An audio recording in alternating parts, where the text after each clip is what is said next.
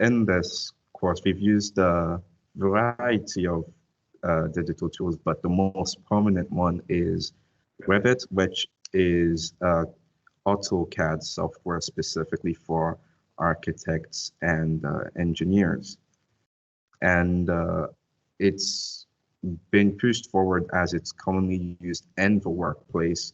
So from an early stage on, we would learn how it functions. So when we step out of college and enter a workplace, we won't need the time to adjust as we'd already be getting used to it.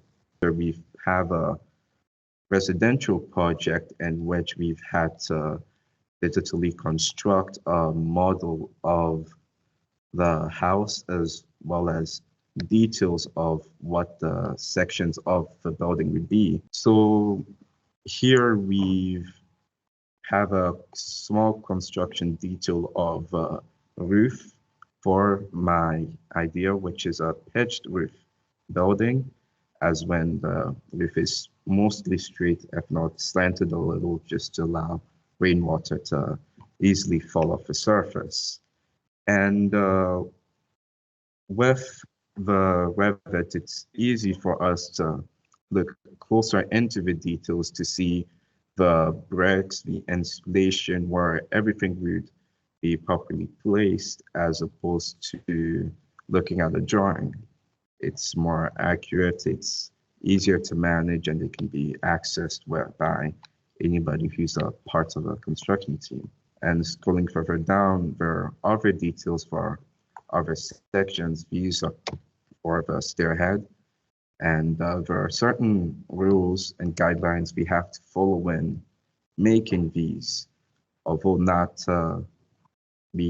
since this is our earliest work, we haven't gone into extreme detail about the length and height of the treads of the staircases, but per building regulations suggest that they should be within a certain limits, which is something we have to keep in mind when going forward into our next semester. And going further down, we have a substructure detail, which is the floor, the ground of the building.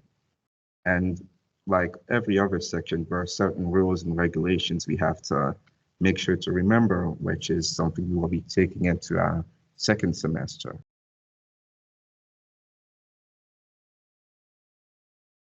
We've used SketchUp, which, although not commonly used, is something we have done to make a simple 3D version of our designs.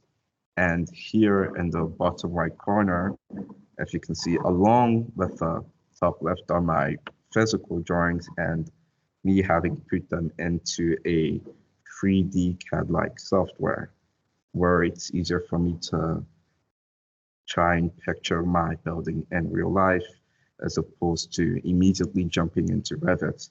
This is much simpler to use, and it's what we've done before we switched into Revit.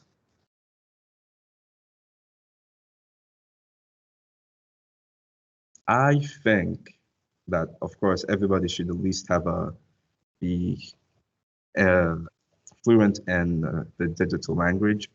But for this course specifically and other jobs that entail this, I think it's fundamental to understand Revit, as not only does it make it easier for you to understand other builders, other architects' designs and construction, but it's also great for communicating across the other job roles involved in the construction industry, because not just architects use Revit, so do civil engineers, so do certain mechanical engineers or project managers.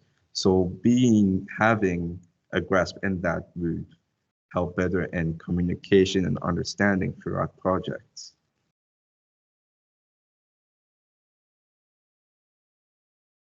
There's one software we use called OneNote, in which everybody, no matter where you are, can access it and input their information.